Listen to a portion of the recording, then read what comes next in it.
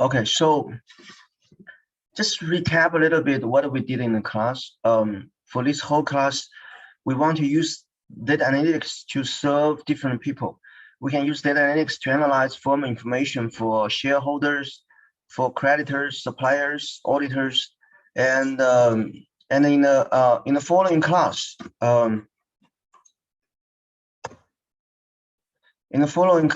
what we will examine in two things. One is what kind of data we use, what kind of unstructured data we are talking about. That's one thing we will go over in the class. And then what kind of technology we will use for analyze the class. But essentially, I want you guys always keep in mind, what's this class for? This class, it's not a computer science programming class. This class is, I want to teach you guys the data. What's the structure of the data? What is the nature of the data that you need to use? And what's the technology that you need to apply to the data? And what kind of business question you need to resolve? So basically, we are focused on three things: the nature of the data, the technology, and the business questions. I would say business questions are the most important one. I want you guys focus on business question, and because that's what you need to develop, not on the other side. Okay, so I just want to give a very brief overview of the data we're going to cover in the class. We're going to cover annual report, a conference call. You guys have done conference call for your project, and we are going to do some other stuff. AK news, that's your project too, and also social media. This one we're going to just give you examples, techniques. So for the projects, you guys only handle with conference call and AK news. For social media, for the other CSR report, proxy statement, for this one, I will explain to you guys the structure of the data and what kind of questions and business problems you can solve using the data. So for coding purpose, just these two homework will be sufficient, because once you can done a conference call, you can do social media, you can do CSR report, you can do everything. Okay, given the time constraint of the class, I will not just give you guys just have you guys need to pass in all the report. You only need to pass the conference call and AK material news. But once you know how to handle with the two data source, you should be able to do all other data source as well and do the analytics. But I do want you guys to understand what's the nature, what's the structure of the data. And most important thing is what the data is for. So for example, CSR report, how can you use CSR report? Like say you guys work in a hedge fund, you guys work in a big four company, like Deloitte hired one of you guys, and the manager told you, hey, you come on, can you analyze the CSR report? I want to know something. So how exactly you can analyze the CSR report, and what kind of problem you can solve using CSR report? These are the important things we are going to cover in the class, also from your presentation. So by the way, you guys have checked the Bilibili website. I keep posting some videos online, so you guys can check on it. So this is one thing, just overview of what we covered from the last class. So today,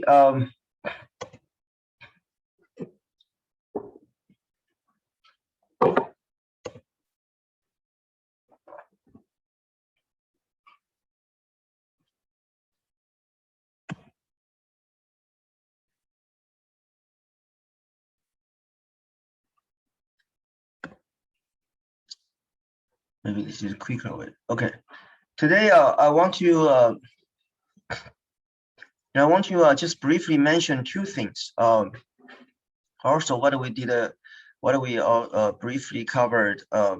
So two things is, one is we want to focus on the 10K. What's the structure of the 10K? So basically basically, today we are going to completely focus on 10K. Again, like I said, two things about 10K. The first thing about 10K is what's the structure of the 10K? What kind of information you can use? This is number one. We are testing. The number two we are going to test is what kind of business application we can have by analyze 10K. Like what kind of question, how to use 10K. If your Deloitte manager asks you to resolve some business problem, why you choose 10K, not for material news? So how to use 10K, that's also, we're going to cover many examples today. And also today's presentation is also application of 10K as well. So this is about today's agenda. We are going to complete this class and the next class. So Monday and Wednesday, the 2 sessions, we're going to spend all the time on 10K. This is very important for me information. We want to understand the structure of the 10K and what kind of business problem we can do using the 10K. Before we go over 10K, I just want you guys to do like what kind of textual analysis, the methodology we can use to do the 10K textual analysis.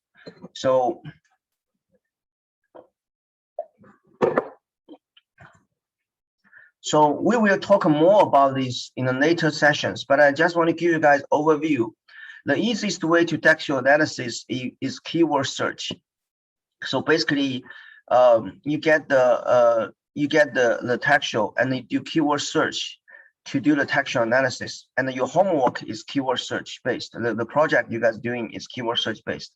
So for keyword search based, one of the problem of keyword search is you need to define keywords. So for example, what we want to define in your project, you are doing sentiment analysis. The sentiment analysis, you have to define what's the positive sentiment keywords, what's the negative sentiment keywords. So positive sentiment keywords, very easy example is good, great, interesting. These are positive sentiment keywords. What is negative sentiment keyword? Depressing, difficult, desperate, right? This kind of, that's a negative sentiments.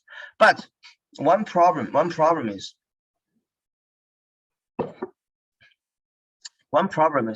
how would you define a complete list of positive words and negative words? I just mentioned the 3 positive words, but I also mentioned the 3 negative words. How do I know they're complete? Because you need a complete keyword list in order to do the textual analysis. You need a complete. So this is several ways you guys can do for keyword search approach. I want to explain one by one to you guys, and you guys can have understanding if you want to do the advanced keyword search approach, what kind of stuff you can do to build a keyword list. The first approach is just you read a random sample and build your own keyword list. So for example, conference call. What do? You read like about 200 conference call. And for each conference call, you label it yourself. You say, oh, this is positive, this is negative, this is positive, this is negative. So you randomly read a random sample of conference call, and you identify which keywords are positive, which keywords are negative. You do that on your own. So that's the first approach. I tell you guys the pros and cons of the first approach. The cons of the approach is time consuming. You have to read a 200 conference call. I know you guys are all busy, and so that's time consuming, and also objectivity. So some of you believe this is positive, but I think this is not positive. We may have disagreement from each other, so they will make it very complicated. So normally what we have to do is you have a 2-person to read, like I read, you read. If we agree with each other, this is positive, and we consider it's positive. If we disagree, we don't need it. We just abandon it. So that's a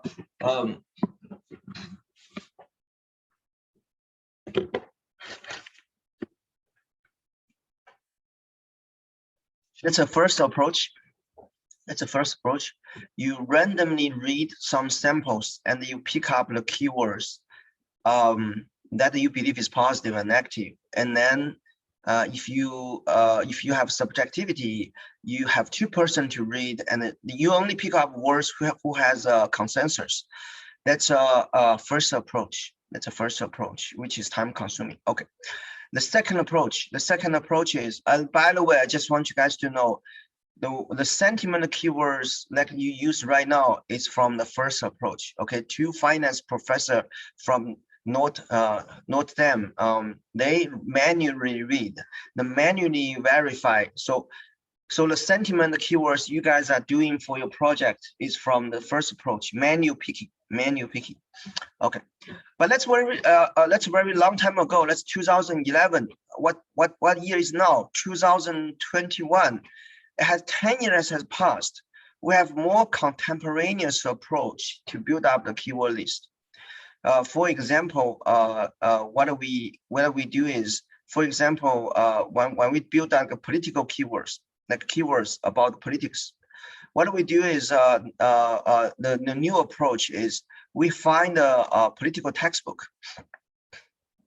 We believe the political textbook has a keywords related to the politics, but the textbook also has some other unrelated keywords like economics, sociology, blah blah blah. There's a lot of other stuff. So what people do is you use the political keywords textbook minus other textbook. When you take the difference between the two textbooks, you can assume, we're assuming you get the keywords that is only related to politics. So let's approach what we are doing right now. Same thing as a climate risk. You know, when we identify climate risk, what do? We go to the United States. United States has a lot of climate report, official climate report about the so you can get all this white paper, technical paper about the climate report, because the climate report has the keywords about the climate. So you get the climate report. So this kind of, you can get the climate keyword list from this the textbook or from this technical white book of the authority. That's how we built the keyword list now. We rarely randomly read in the recent years. It's too time consuming as subjectivity, but you can realize on the authority source, like textbook or white papers of related subject. That's a new way we're doing that.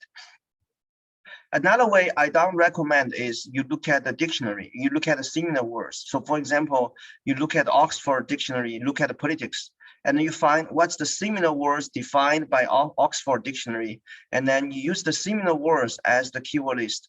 I do not recommend that. I do not, because the word list, keyword list will be too short.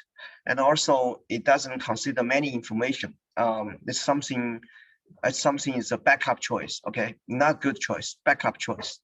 And also we have the ways to do the supervised learning, we have the unsupervised learning and the supervised learning to do that, and to figure out the keyword list.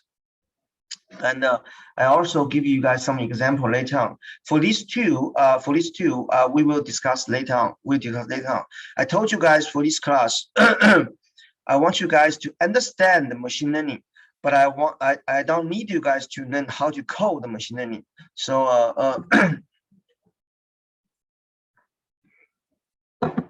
is my volume okay? Just can you guys hear me clear? Is my volume okay?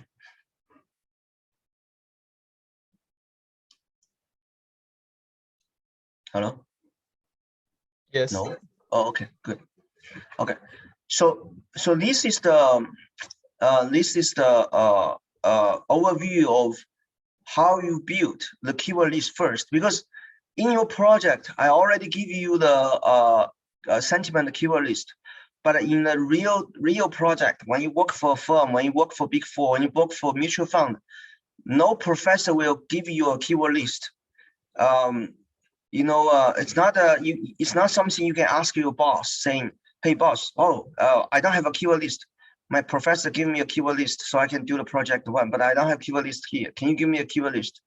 There's no keyword list for you when you do the real project. You have to build on your own. Okay, I just want to make it clear. Yeah, for our class, I will always give you the keyword list. This is it's just for practice, but in the real world, you have to do it on your own. But this is the way you build on your own. You either read the sample, random sample, or you use authority textbook or white papers. I don't recommend Oxford Dictionary to expanding like a politics to the similar words. Machine learning is also a good way to do that. It's a little bit too much to talk about right now, but I will talk about later on. And also, you guys can check my Bilibili website. I kind of have very detailed information about introduce this, about 10 hours video on that. So so check on the website, and it's something you can learn from there. So this is how you build a dictionary on your own. This is about the keyword search approach. So once you do the keywords, you need to build a keyword list. This is how we this is different ways we build the keywords. You choose the whatever you like. Okay, you choose whatever you like. So this is about keywords. I also want to discuss a little bit about I want to also discuss a little bit about what kind of things keyword search cannot do, what kind of things machine learning can do, what's the limitation of keyword list. You know, most of people are doing keyword list for text analysis, but what's the limitation on that? Let's look at the two examples so you can see the limitation. So like I said, I just always give you guys a big picture. I want you guys to know the nature of the data, and I always want you guys to know the technology which is available for you. But which technology you are going to choose, up to you. If you want to choose a keyword search, perfect, fine with me. If you want to choose supervised learning, perfect, fine with me. If you want to choose unsupervised learning, perfect, fine with me. My job is not teach you which techniques you should choose. My job is to tell you all the options available for you, and you choose what's the best for you, because you have different application, different research question. So this is, I'm going to teach you some other techniques which is available for you, but whether you choose it or not to choose it, totally up to your business, up to your specific business problems. So you can choose different techniques based on your need, on demand.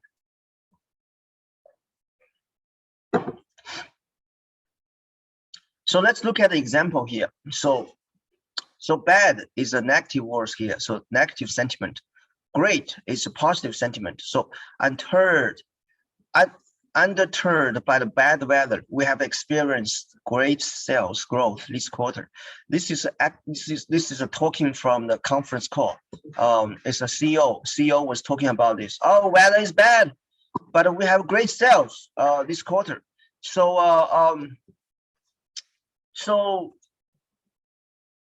looking at, if you use keyword search, what did you get? If you use keyword search, what do you see is bad is a negative word, great is a positive word. If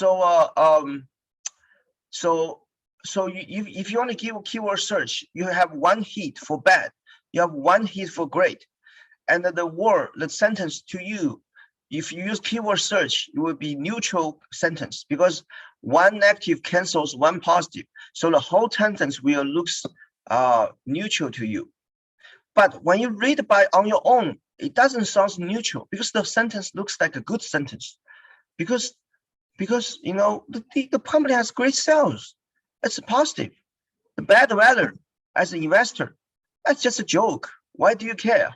Why do you care about a joke? Why do you care about the some like a sentiment talking, like a casual talking about the bad weather? So for investors, they will perceive this sentence as a positive. But if you do keyword search, you have one bad hit, one good hit.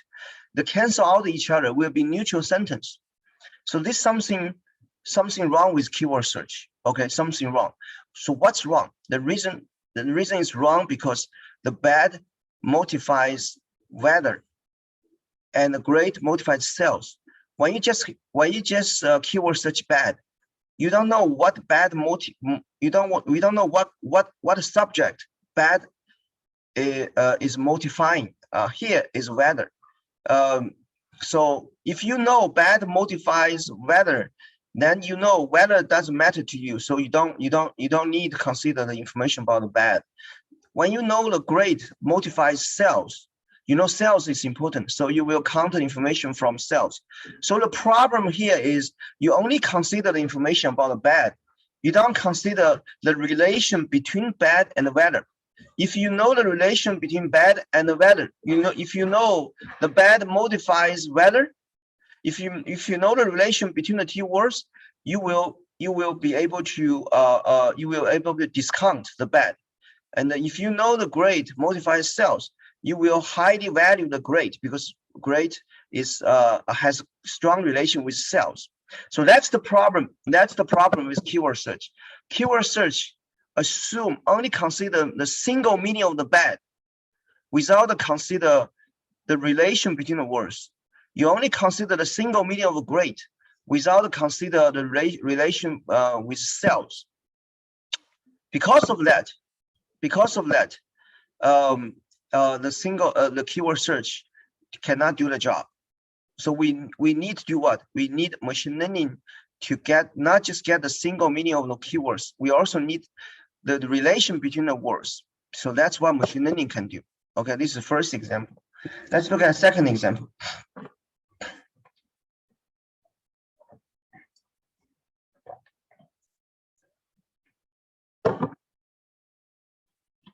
Let's look at a second example. A double-digit increase is not an unreasonable goal, especially in the countries and regions not exposed to extreme weather events. So we have two negative words here. One is unreasonable. Another one is exposed. Let's look at the first case. If you do keyword search, you have one hit for unreasonable. You have one hit for exposed. So you have two hits, negative. So the whole sentence will read negative to you. And then there's a huge problem here. First problem is the unreasonable. There's a negation for unreasonable. The not negate the meaning of unreasonable. So we are not talking about unreasonable. The CEO is not talking about reasonable. The CEO is talking about reasonable because they kind of negate the meaning of unreasonable. So it's completely wrong. If you use keyword search, same thing here. Then there's a negation on the expose, and the expose also modifies countries and regions. It doesn't matter. We don't want some negative. If the negative words modifies countries and regions, we don't care. We don't care. We only care about the negative words related to the firm performance, sales, revenue, blah blah blah, important things. We don't care about the weather. We don't care about location. So that's another. This is similar thing. Why the keyword search cannot do the job? Because keyword search only consider the meaning of the unreasonable, without considering that not has strong relation with unreasonable. If we know not has strong relation with unreasonable, and we can do the adjustment, we can flip the meaning of unreasonable. But the problem is you don't know. The problem you don't know. Okay, same thing here. You don't know the not kind of have strong relation with exposed, and you don't know the exposed have strong relation with country and the regions. You don't know the relation between the keywords, and then you only consider single meaning of unreasonable. If you only consider single meaning of unreasonable, it's a negative. But if you consider the relation between not and reasonable, you can flip the meaning of unreasonable. That's the problem of keyword search. In academic terminology, keyword search assumes independence of each keyword without consider the relationship between other words and the context. That's why keyword search has great limitation. Okay, let me just repeat it one more time. Keyword search only assumes independence of each keyword without considering relation with other words and the context. That's why keyword search has limitation by only consider the single meaning of that keyword. Same example here. So how we resolve the problem? This we have the problem here. How we in text analysis?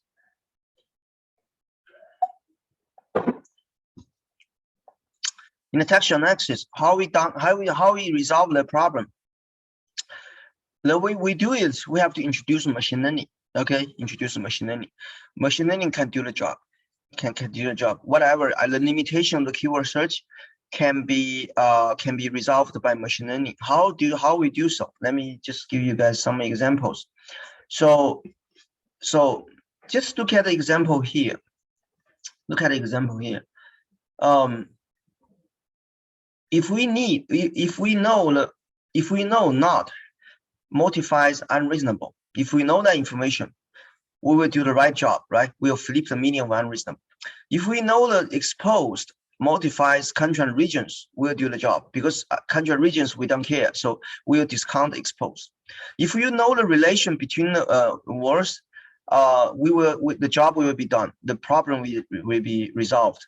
The problem is, how do machine know the relation between any words? Like, how do you know how machine know not modifies unreasonable? How machine know exposed modifies country and regions? How do machine know that? Machine is a code machine, you know. How do they know? So the idea here is we will introduce supervised learning, machine learning to do the job. So the idea here is machine doesn't know, but who knows? Human knows. Human knows. So the idea here is human will label all this relation between the keywords.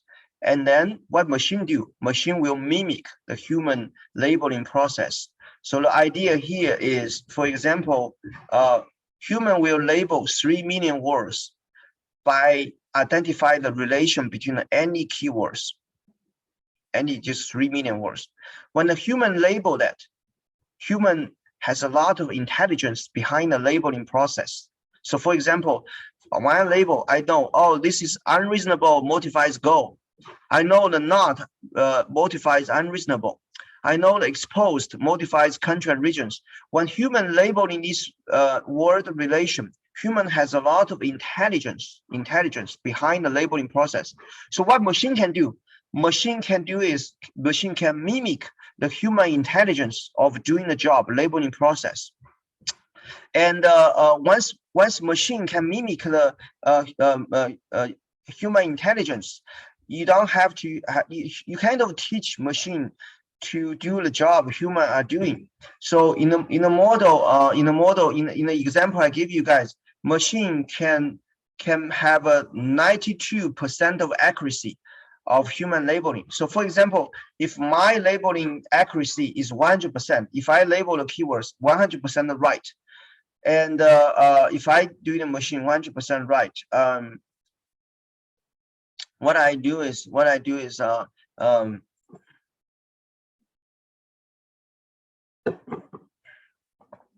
the machine can mimic 92% of my labeling process. So so basically, if I 100% right, machine can get 92% right. You ask me why not 100%? Just in the world, it's the real world. It is difficult to get 100%. Why we stop at 92? Because that's the bottleneck. You cannot improve. Maybe after 5 years, when you guys become more familiar with these techniques, you can help improve it. But right now, the 92%, that's the max we can do. That's the max we can do. We cannot do further. That's the best we can do. But I'm not saying that's the best we can do in the future. In the future, once you guys finish taking the class, once you guys know how to do that, maybe you spend more time on the class. Maybe one day you tell me, hey, Sean, I get a 96%. Well, that's great news. Let me know, okay, when you guys done that. So yeah, so this is what the machine learning can do. Machine learning can mimic the human intelligence of recognizing textual pattern, so human is intelligent. Human can recognize the relation between the words. Human can recognize the context. Human can recognize the syntax. Human can do that. The idea of the machine learning is human first have a training sample, and in the training sample, human apply their intelligence of labeling this relation. And the machine can mimic the human intelligence of labeling this words relation. And then we can check how much machine can replicate you. Can machine replicate 80% of your labeling process or 92% of labeling process? So here is 92% of accuracy of human intelligence. So so this is about keyword search and machine learning. Keyword search has a limitation of only consider the single word without consider context and the relation between the words. Machine learning can do whatever human can do, as long as you use the machine learning model to replicate the human intelligence. You can get the accuracy. You can get the accuracy. So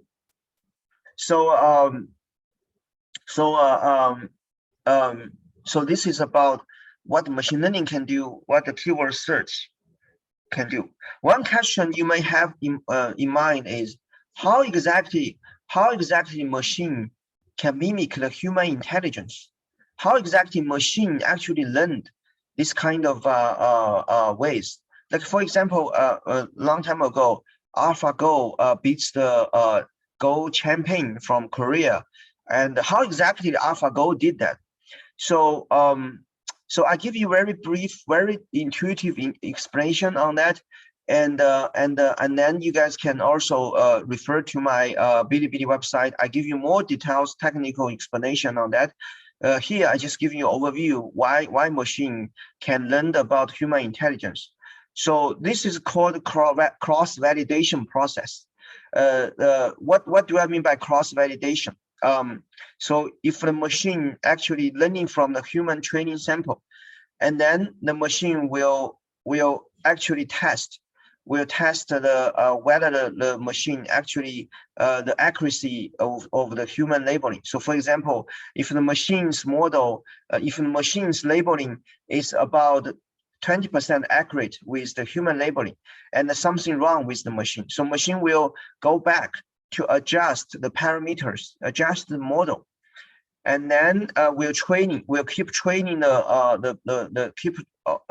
keep doing the parameter search, and then keep doing the model search in order to be able to replicate human intelligence. And then after done that, the machine will check the answer, machine's answer with human answer again. If it's wrong, machine will go back to redo it again and again. So it's like I tell you guys the national entrance exam. I tell you guys, let's say machine it's a candidate who are taking the national entrance exam. They take the exam first and then check the answer, his answer with or her answer with the actual exam answer, and then something's wrong, and the candidate will come back to reflect what is wrong and do the exam again and again, and check the answer again with the true answer. So this is in the repeating process, machine are learning why he or she is wrong, and then change the parameters, change the architecture, change the models until the machine can actually capture the true pattern of data, until machine can capture the true human intelligence. That's when machine stops. So this is kind of there's a repeat. It's a repetitive optimization. It's not a one-time optimization. It's repeated. So basically, machine will get the pattern from data and then check it with the human solution. And then if the accuracy is 92%, then stops. The machine is ready to use. But if the machine has low accuracy, machine will come back to do the parameter search, model search, architecture search, and then until the machine believes, oh, this is good, and then we'll check the answer with human answer again. We'll repeat this 5,000 times, millions of times, until the machine can actually get 92% of accuracy is human labeling. So that's how the machine is learning. That's why the machine learning, the keyword is learning. The keyword is not a machine. The learning process is a repeated optimization. I just want to give you like a very brief intuition here, because my philosophy of My philosophy of teaching machine learning is, for computer science major, we should start with the equation. We should derive the formula from computer science students. For business students, my philosophy is, I want all business students who have no computer science background understand the machine learning. That's my purpose. I don't want you guys to have computer science background. I want people have no computer science background understand the machine learning. So how do I do so? I have to do examples. I have to do examples. I have to explain the machine learning in a simple way, in an intuitive way, in the big picture way. So you guys will understand the big picture and the intuition of the machine learning. And then once you know once you know the big picture, you can jump into the later material I post on the Bilibili. The Bilibili will have more detailed information about the techniques, parameter search, and the model search, architecture search. So like I told you guys, I want you guys to understand the blueprint first, the whole idea first. Once you know the problem, once you know the idea, and then you go to search what kind of information you need, and then you go to the details. I normally don't prefer business students to the other way around. You study a lot of small things, details, and then once you study all the Python, all the machine learning, you have no idea why you use Python. You have no idea why you use machine learning. I see many of my students have that problem. They spend huge time on Python, huge time on machine learning. And after I've done that, they tell me, hey, Dr. Chow, hey, Professor Chow, I just don't know how to use the Python for business problems. So that's one way I kind of avoid in the class. I want you guys to know the intuition first. I want you guys to know the business problem first. And then you go to the Python, you go to details, you go to the technical stuff on my learning material. So because this is more efficient. Once you know the problem, and then you do the coding, much more efficient. Okay, it has its limitation. It has limitation, but it also has its efficiency. So this is the one way I want you guys to learn what kind of keyword search can do, what kind of machine learning can do, and the intuition of the machine learning, and you guys can see more on the Bilibili website to see more details. For the machine learning, we have a lot of options.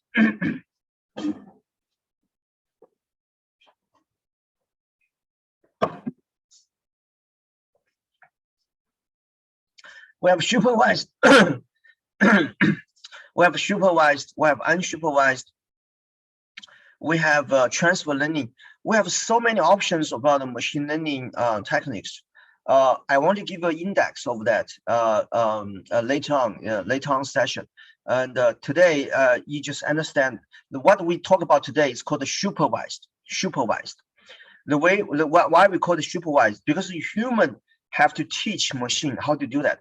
If human has to teach machine how to do that, it's called a supervised machine learning. Okay, if human do not interfere with the machine, that's unsupervised. Okay, so today what we talk about is human teach machine how to do the labeling process, what machine has to mimic the human intelligence of the human intelligence. So today what we introduced is called a supervised. We have other options. We have transfer learning, we have adversary learning, reinforced learning, we have many other options. I don't want to confuse you guys here. Okay, just first understand the example here, and we will go over other stuff later sessions. So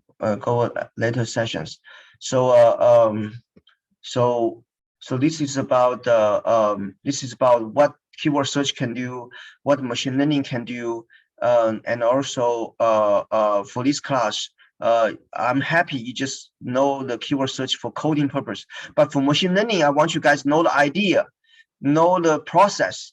When you get a job, when you see the job, when you work for a big four or investment company, you know how to pick it up. You know how to pick up machine learning easily once you understand all the techniques of the machine learning. So I want to